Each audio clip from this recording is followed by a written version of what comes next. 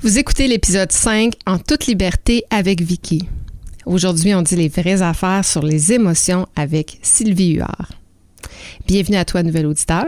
Merci à toi qui me suis ou qui s'intéresse à mon podcast. C'est grâce à toi que je vibre sur la bonne fréquence. En toute liberté, ça nous permet d'aborder librement les questions de culture organisationnelle, de modèles de gestion axés sur la confiance et de sujets percutants tels que l'ego, le contrôle, les peurs, l'intelligence collective et bien plus encore.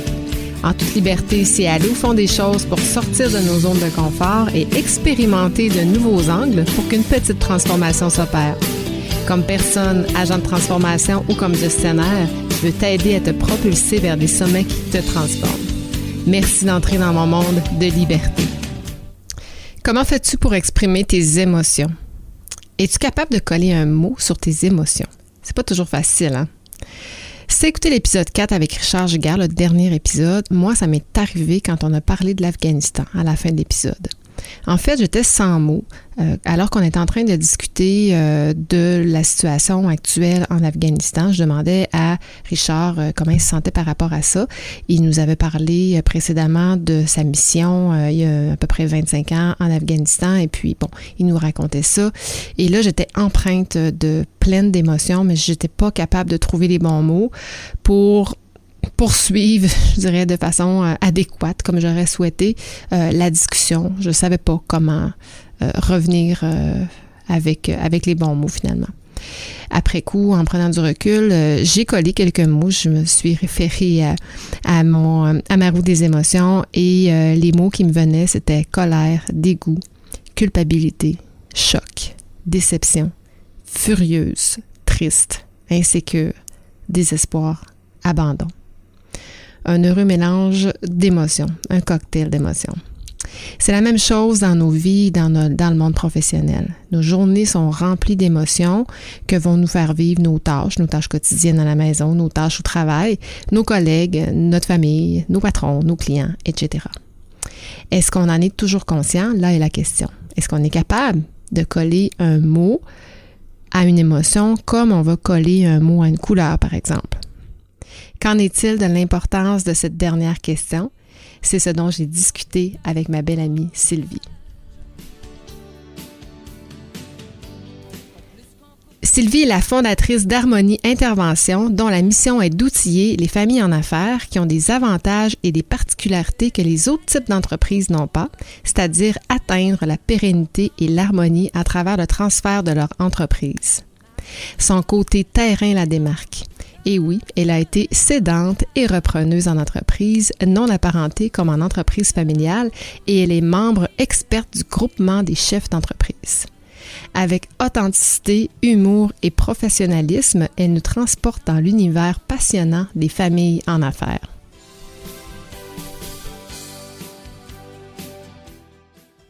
Bonjour Sylvie, comment vas-tu? Je vais super bien, Vicky, et toi? Je vais super bien, Sylvie, parce que je suis vraiment heureuse que tu sois avec moi aujourd'hui. D'autant plus que, quand on passe aux émotions, moi, je pense à Sylvie, évidemment, puis c'est le sujet de la journée, mais tu es quelqu'un de très occupé. Et je t'ai interpellée il y a peut-être 2 semaines, puis je suis contente qu'on ait trouvé quand même un trou quand même assez rapidement. J'étais surprise, mais vraiment contente là, qu'on puisse faire ça, puis que tu fasses partie des premiers épisodes du podcast. Ça me fait vraiment plaisir d'être là, Vicky. Je trouve tellement tout ton concept, puis toutes tes démarches, puis c'est tellement d'un professionnalisme à la Vicky. Ça me fait vraiment plaisir. Merci de m'avoir accueilli chez toi, chez Culture Club. Ah, merci Sylvie. Nous, on se connaît, ça fait quoi, 3 ans, 3-4 ans? Oh, plus que ça. Plus que ça? 5 ans? Quand on est allé à Cologne, ça fait déjà 5 ans, 6 ans. Et Colin, oui, c'est vrai, mon fils était jeune. Je pense qu'il avait... Oui, ça doit faire à peu près 5 ans à Cologne. Donc, ça doit faire 6-7 ans qu'on se connaît. Et oui, ça va vite. On s'est connus via Marie-Pierre Tremblay, qui nous a introduites une à l'autre, alors que tu avais fondé le groupe Relève Québec. Je pense que c'est le premier contact qu'on a eu ensemble. Oui, puis moi, je me souviens, ce qui nous connectait aussi, c'était avec le pacte psychologique, là, le contrat psychologique. Ah, contrat psychologique, oui. Ouais. Puis là, on est allé faire une conférence à Cologne ensemble. Oui, et on a eu bien du plaisir. Absolument. Fait qu'on se connaît bien, hein, on peut dire ça. Et puis, écoute, on s'est parlé la semaine passée, une dizaine de jours par rapport à, justement, on a un projet en commun, mais on s'est parlé aussi de l'épisode, puis tu me dis quelque chose, tu me dis, les émotions, c'est un shortcut en gestion. Fait que comme tu es quelqu'un de très direct, Sylvie, j'ai envie de commencer directement avec cette question-là. Pourquoi? Parce que quand il y a de l'émotion, c'est parce que c'est important pour la personne. Alors, quand on est un gestionnaire, puis ou un chef d'entreprise, qu'on a des gens sous notre responsabilité qui sont là pour participer à la vision, pour concrétiser une partie du travail, pour amener à la vision en lien avec leur talent, c'est ce qu'on souhaite. Ben, si cette personne-là a vu une émotion, c'est parce qu'il y a quelque chose, une émotion non désirée, parce qu'on a plein de belles émotions positives quand on a un nouveau mandat, un nouveau contrat, une vente. On a relevé un défi, il y a full émotion, full positive. Puis ça, en entreprise, c'est quand même bien vu. On aime célébrer, on aime festoyer, give me five, tu sais, en équipe. On les veut, les émotions en entreprise, quand elles sont positives, mais c'est comme si, quand on a mis une étiquette, parce que c'est pas négatif ou positif, une émotion, c'est juste, c'est nous qui la qualifions de négative. Donc, celle qui est étiquetée comme non désirée, ben c'est elle souvent qu'on veut pas écouter. Mais quand on l'écoute, puis c'est notre collaborateur, puis c'est quelqu'un qui a un travail à faire, ben s'il y a une émotion, exemple la colère, ben c'est parce qu'il y a quelque chose il y a quelque chose qui va pas là. Puis si on l'écoute pas, ben on règle pas quelque chose qui va pas. Puis pour moi en entreprise, pour être performant, ben il faut régler ce qui va pas. En tant que chef d'entreprise, c'est ça notre job. Sinon, il n'y a pas besoin de nous autres. Fait que ce qu'on a à faire en tant que chef d'entreprise, c'est regarder tous les processus, tous nos gens qui travaillent pour nous, puis de les aider, les supporter, les aider à s'enligner au bon endroit en lien avec la vision de l'entreprise. Donc, c'est pour ça, pour moi, l'émotion, c'est un shortcut. Puis, qu'est-ce que tu entends le plus souvent? Justement, tu as parlé d'émotions positives et d'émotions négatives. Qu'est-ce que tu entends? Le paradigme, je te dirais, envers les émotions, lequel entends-tu le plus souvent? Ben, lequel, moi, je trouve tout le temps, c'est en affaires, les émotions, ça n'a pas sa place. Ah, ouais. Ouais. Puis toi, tu es en famille en affaires. Fait que j'imagine que tu l'entends, tu accompagnes des familles dans le transfert d'entreprise. J'imagine que tu l'entends pas mal là aussi. Ben, ce qu'on entend beaucoup dans les familles en affaires, c'est peut-être encore plus précis, c'est en famille, c'est en famille, puis la business, c'est la business. On mélange pas ça. Ça, j'entends ça souvent. Mais je comprends leur intention quand c'est dit comme ça, mais la vraie vie, c'est pas ça. Comme je travaille avec ma fille, on est nous-mêmes une famille en affaires. Oui. Puis que tu m'as aidé d'ailleurs à embaucher. Oui. Et c'est toujours ma fille. Ouais. Quand elle travaille avec moi, je peux pas dire que c'est pas ma fille, tu sais. Mais oui, il faut séparer nos rôles, il faut se parler dans le bon contexte. Quand c'est ma fille, je vais y parler en dehors du travail, idéalement, des projets familiales.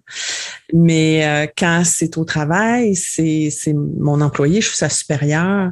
Et ça, ben, on a écrit un billet de blog au Journal Les Affaires, justement à propos de ça.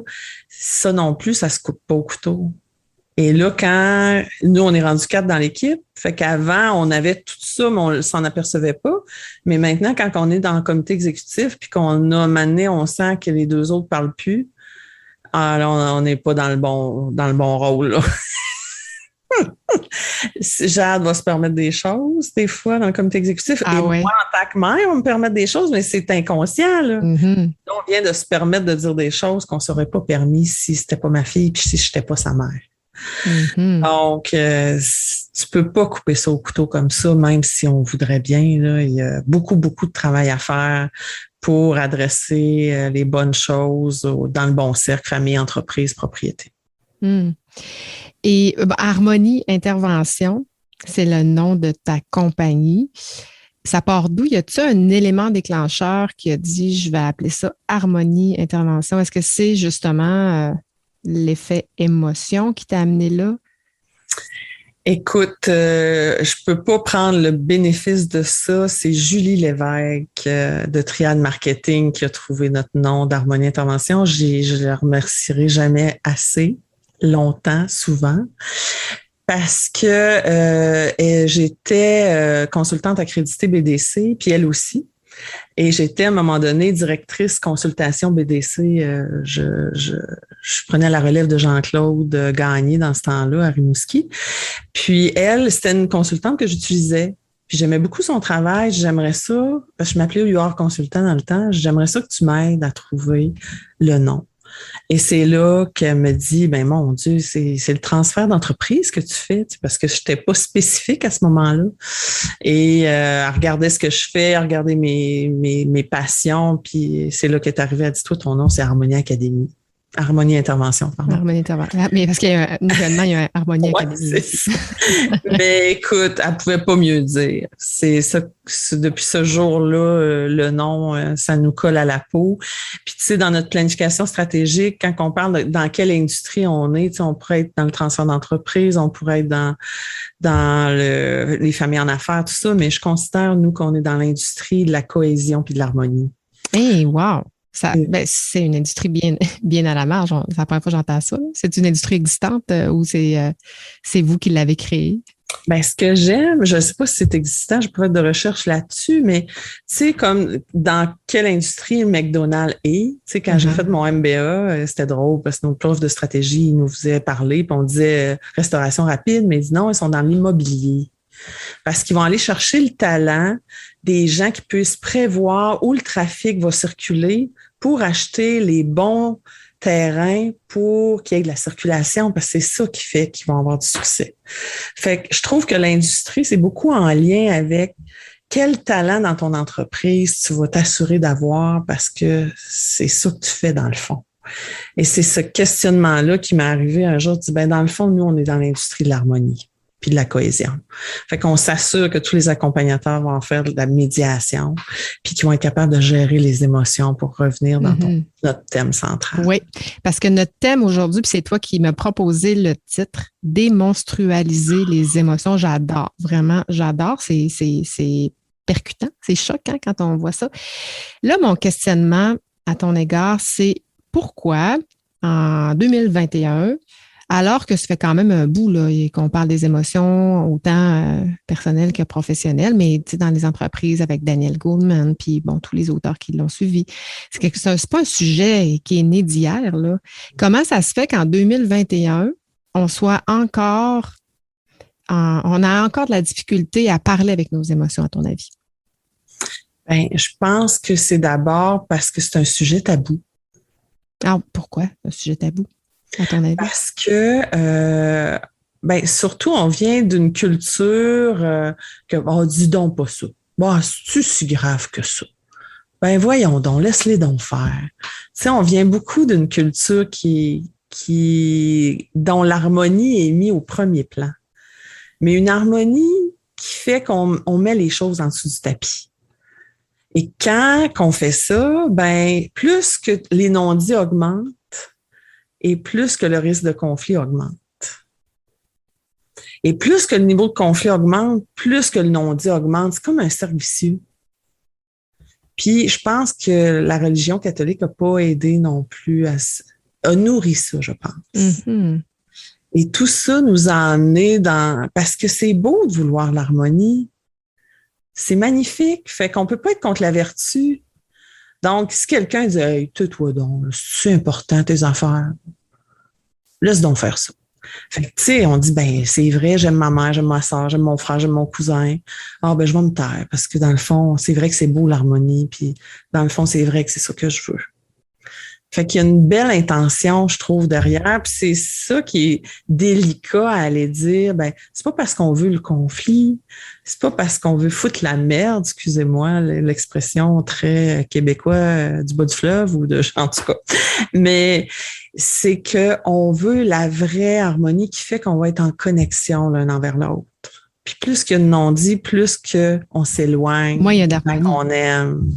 C'est paradoxal parce que moins on pense, c'est un paradigme de penser que moins je suis transparent dans les émotions envers autrui, plus il y a de l'harmonie, alors que c'est le contraire.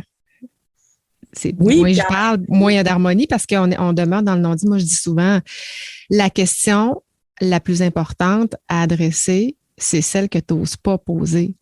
C'est elle la plus importante. Parce que souvent, ça nous amène à une place où on ne veut pas aller. Puis en même temps, quand tu me dis ça, ça me ramène à une étude qui avait été faite puis qui avait été présentée au Family Farm Institute en Belgique il y a quelques années. Et une étude fabuleuse qui avait été faite sur 500-600 fermiers dans le Michigan, Ohio, dans ces coins-là. Et il y avait, entre autres, un élément que les chercheurs n'avaient pas prévu, qui ont découvert à travers ces 100 entrevues-là avec ces familles en affaires, c'est qu'il y avait une courbe idéale du conflit. Ah! Une courbe idéale du conflit, OK. Ouais. Intéressant. Courbe idéale du conflit pour équilibrer les besoins des individus, de la famille, de l'entreprise.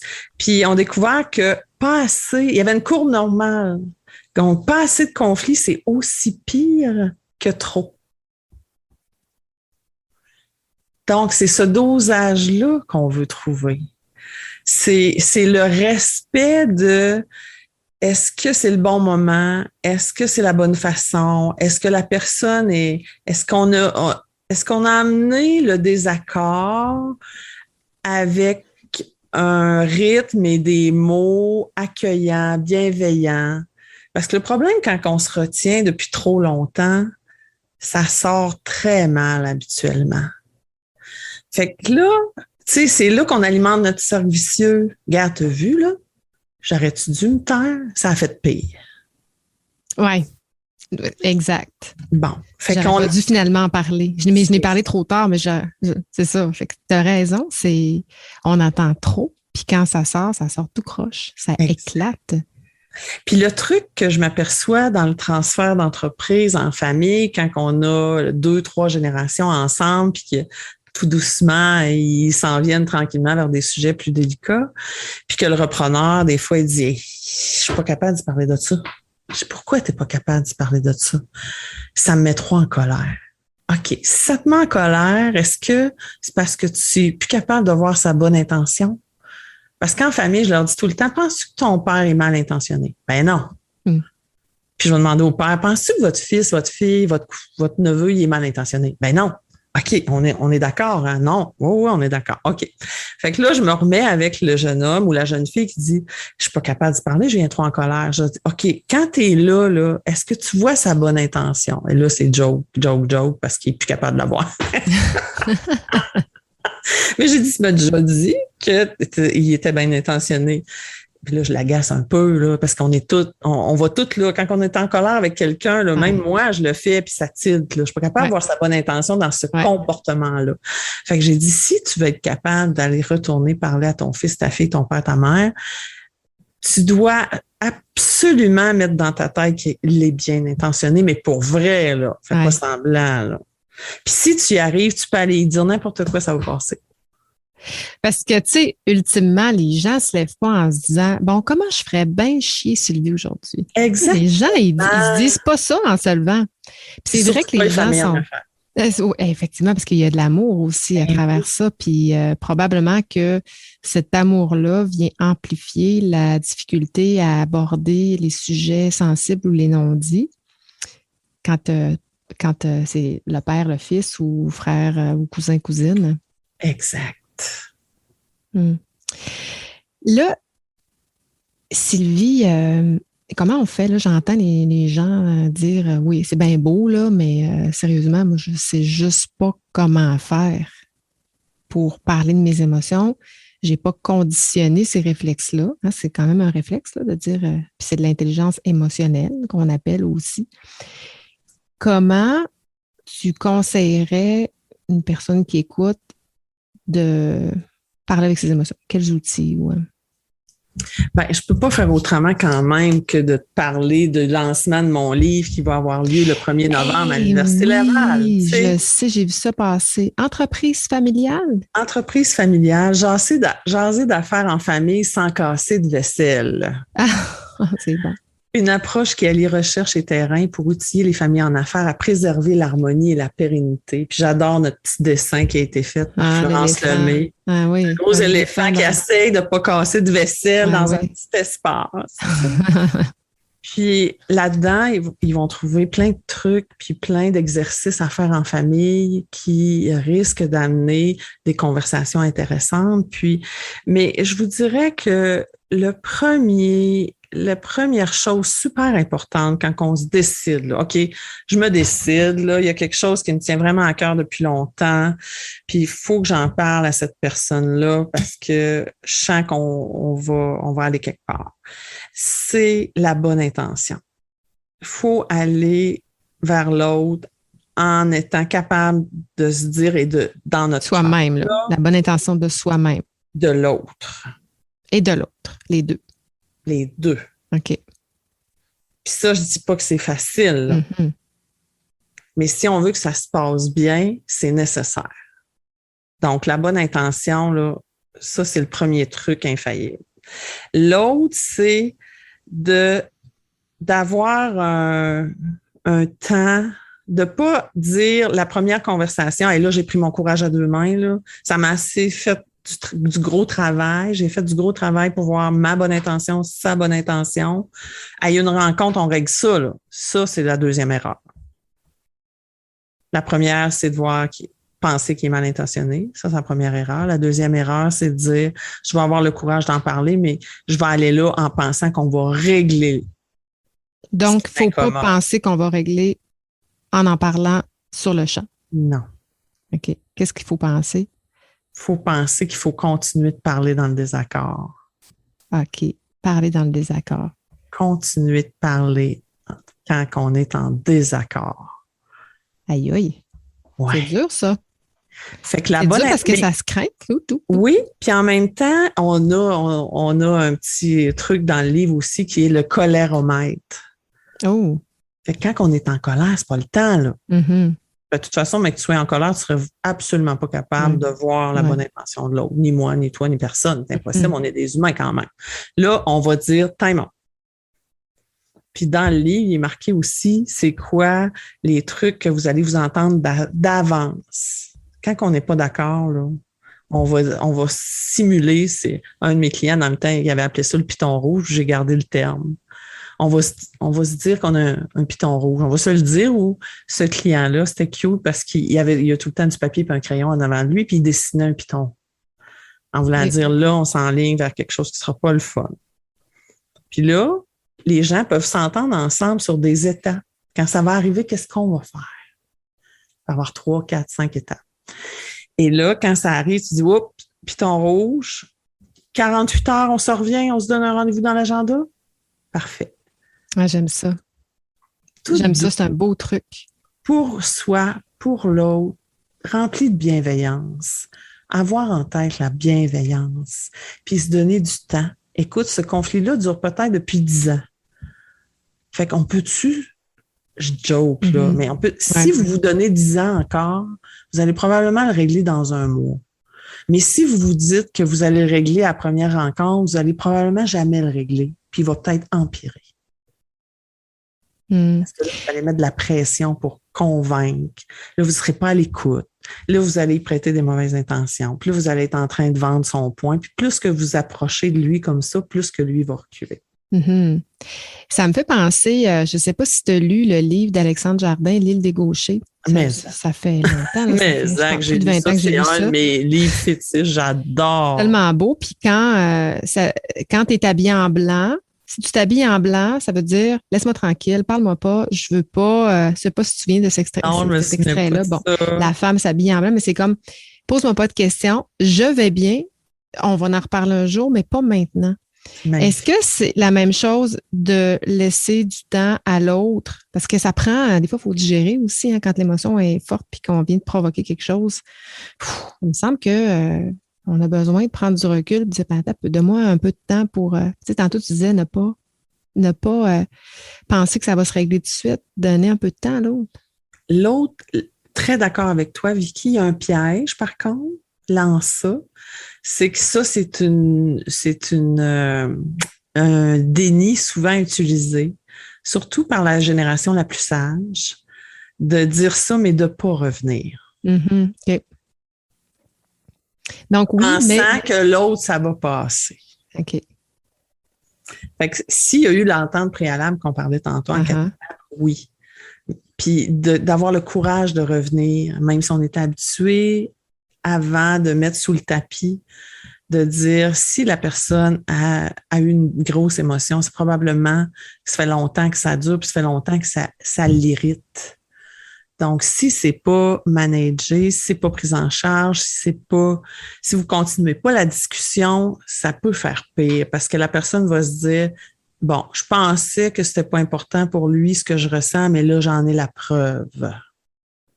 Je lui ai dit que c'était important pour moi. On s'est dit qu'on se donnait du temps, puis il revient pas vers moi. Donc, mes besoins sont pas importants. Pour lui, j'en ai la preuve maintenant. Alors que l'autre, il l'ai pas validé.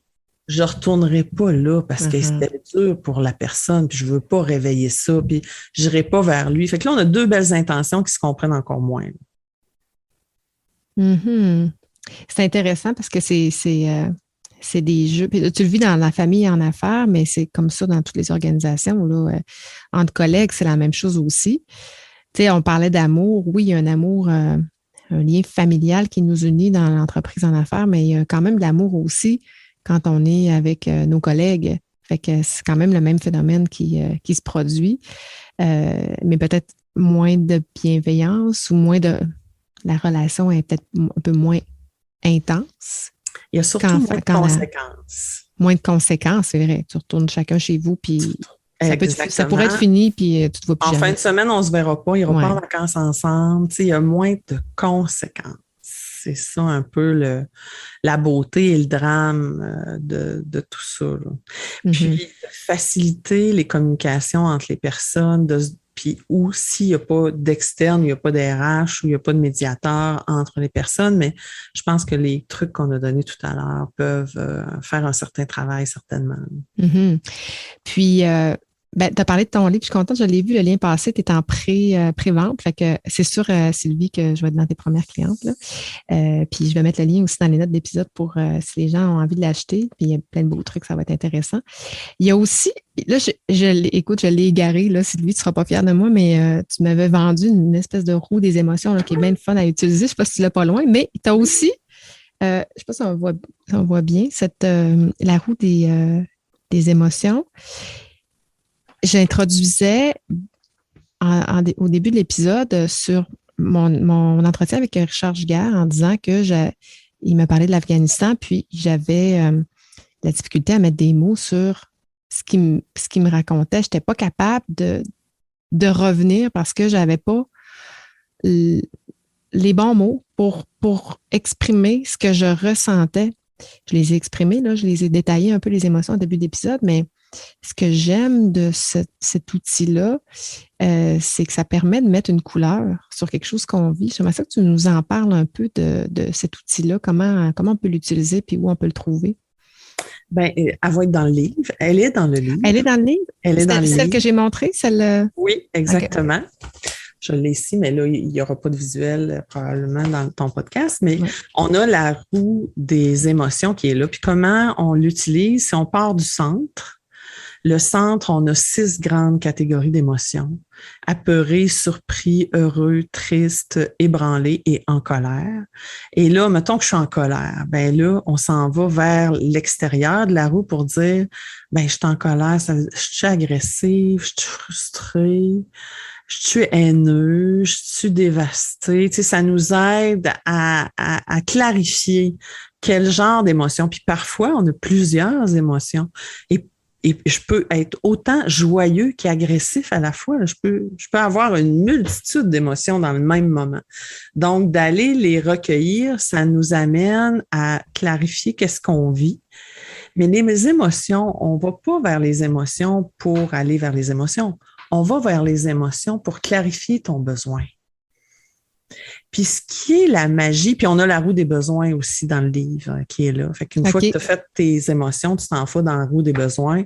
Puis là, la roue des besoins, on a 7 catégories. La sécurité, le sens, l'acceptation de soi et des autres, l'harmonie, la stimulation, l'autonomie, l'estime, la sécurité, je pense que je l'ai dit.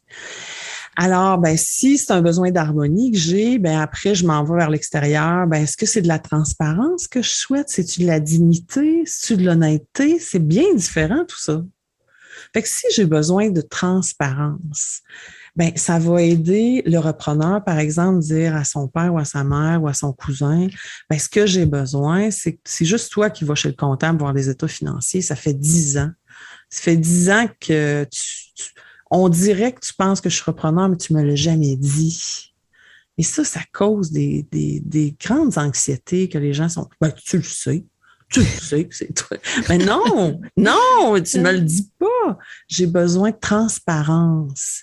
Mais tu sais, si je suis juste en colère puis que je continue pas mon processus à savoir c'est quoi le besoin derrière, l'autre reçoit juste que tu es en colère. Ça lui dit pas qu'est-ce qu'il doit améliorer, qu'est-ce qu'il doit réfléchir, qu'est-ce qu'il pourrait te procurer pour que tu sois plus en colère. Ça donne aucune indication, la colère, autre que toi, tu es en colère puis tu as un besoin inassouvi. Fais ton travail. Écoute-là ton émotion puis décris c'est quoi ton besoin derrière ça. Et là, il arrive un petit miracle quand on va là. Parce que quand on définit notre besoin, parfois, c'est plus la personne qui est devant nous qui doit l'assouvir. On réalise qu'on a souvent une multitude de chemins pour assouvir ce besoin-là, qui n'a peut-être rien à voir avec la personne qui est devant nous. Fait que ça aussi, c'est un beau petit miracle parce qu'on se redonne le pouvoir de faire quelque chose, de se mettre en action, puis d'assouvir notre besoin. J'aime ça. Le petit miracle, effectivement. Puis, moi, je dis souvent, les gens ne sont pas la cause de tes émotions, ils sont tes déclencheurs. Ils te déclenchent. Oui. Ça revient à ses intentions. C'est pas leurs intentions de te faire vivre cette émotion-là. J'aimerais peut-être revenir sur démonstruoser. Moi, je dis démonstruoser. Démonstruoser. OK. Écoute, on invente des verbes, on s'entend. Là. Moi, j'adore inventer des mots. J'adore inventer des verbes. D'ailleurs, il va falloir que je corrige mes textes. Bon. Tu sais, des fois, il y en a qui arrivent, ils disent, dans mon organisation, j'ai un grand manipulateur, j'ai un grand pervers narcissique. J'en ai écrit des billets de blog là-dessus, d'ailleurs, sur mon intervention, mais de plus en plus, j'amène les gens à sortir de cette étiquette, d'arrêter d'étiqueter ces gens avec ce genre de diagnostic qui, souvent, on n'est pas apte de toute façon à poser un diagnostic sur ces personnes-là. Donc, démonstruoser. Tu sais, quand on a quelqu'un en avant de nous qui a beaucoup de caractère, on va dire ça plutôt, quelqu'un qui a beaucoup de caractère, qui sait ce qu'il veut, cette personne-là, surtout les familles en affaires, moi, je peux pas croire que tu penses que ton oncle ou ton cousin est mal intentionné. Fait que là, ils reviennent, non! OK, on peut-tu le démonstruoser? Parce que si tu le démonstruoses à personne, tu vas être capable d'aller vers lui. Tu vas te redonner ton pouvoir.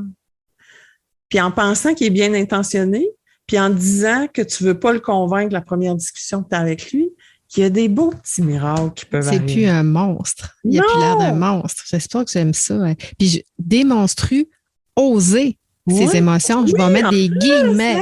Démonstrue oser ses émotions. C'est comme ça qu'on va appeler le titre du podcast. Cute! J'adore. Aïe, mais écoute, merci du partage de ces outils-là. Qui, en peu de temps, là, je pense qu'on est capable de faire des constats puis de mettre des choses en application dès maintenant. J'aimerais ça parce que dans ma communauté, moi, j'ai beaucoup d'agents de transformation. Donc, il y a beaucoup de professionnels RH, et j'ai des dirigeants aussi, des gestionnaires, mais beaucoup de professionnels RH aussi ou des agents de transformation ou des chargés de projet qui me suivent. C'est plus cette communauté-là. Si tu avais un conseil à donner à un agent de transformation, disons un gestionnaire qui accompagne un autre gestionnaire, souvent c'est des RH, là. comment pourrait-il faire pour accompagner un gestionnaire qui n'ose pas ses émotions? Ben, je pense d'utiliser les trucs qu'on vient de donner, ça s'applique à tout. Mm-hmm. Donc, de l'accompagner là-dedans à le démontrer, oser, à lui donner des trucs. Est-ce que tu es capable de voir ses bonnes intentions? Est-ce que tu es capable d'ouvrir la discussion en te donnant beaucoup de temps et beaucoup de discussions pour arriver à transformer la situation? Beaucoup de patience, d'amour, c'est un autre verbe qu'on n'utilise pas en entreprise, mais chez nous, pour moi, c'est fondamental. Eh oui. D'aller avec beaucoup de compassion, qui pour moi est de l'amour. On peut le nommer différemment aussi, mais pour moi, c'est les mêmes trucs qu'on a donnés tantôt. Je pense que ces agents transformateurs-là peuvent utiliser ces trucs-là pour leurs dirigeants, pour les gens qui les accompagnent. Puis je pense que ça va être un bon truc. Puis je pense qu'il risque d'avoir du succès si la personne ose démontrer, ose voir la bonne intention de l'autre et se donne du temps pour faire cette transformation. Mm-hmm. Dire je t'aime, oser dire je t'aime, c'est un mot qu'on a peur de dire, mais je t'aime, c'est aussi dire je t'apprécie. En disant je t'apprécie, je dis que je t'aime, c'est dire ben c'est beau ce que tu as fait, c'est bon ce que tu as fait, bravo, c'est dire je t'aime, ça. Absolument. Puis on n'ose pas dire je t'aime suffisamment dans les organisations, puis ça fait tellement du bien de se faire dire je t'aime. Tellement. Jacques Salomé, j'aime tellement cet homme-là parce que à un moment donné, il a fait le congrès de la tendresse. Je trouve qu'on manque beaucoup de tendresse dans nos organisations et dans notre société en général, je dirais.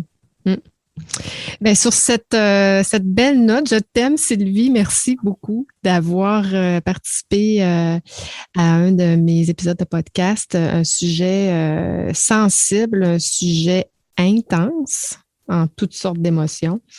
Qu'est-ce qui t'attend là? On te suit où là? La vente de ton livre, puis Harmonie Académie aussi, que tu viens de mettre sur place, sur pied? Harmonie Académie, Harmonie Intervention, vous pouvez vous inscrire à l'infolette, on envoie des choses régulièrement. Le blog du Journal des Affaires aussi.